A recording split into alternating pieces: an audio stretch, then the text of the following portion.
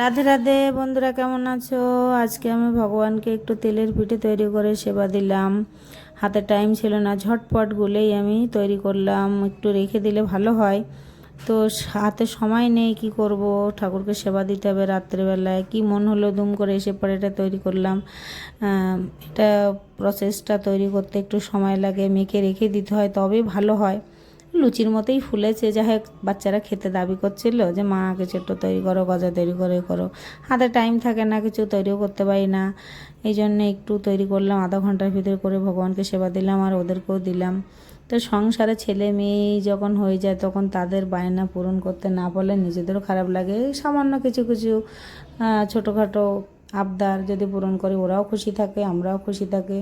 আমাদের ছোটোবেলায় আমরা এই আবদারগুলো করতে পারিনি, আমাদের আবদার করবার কেউ ছিল না, আবদার মেটানোর কেউ ছিল না। কি করব, তখন নিজেদের মতোই আমরা বড় হয়েছি। সৎ মায়ের কাছে নিজেরা কোনো কিছু আবদার করতে পারতাম না, যে কোনো কিছু খেতে চাইলেও দিত না। যাই হোক, যেভাবে হোক আমাদের বড় হয়ে উঠেছে, আমরা চাই না আমাদের ছেলেমেয়েরা কষ্ট পাক।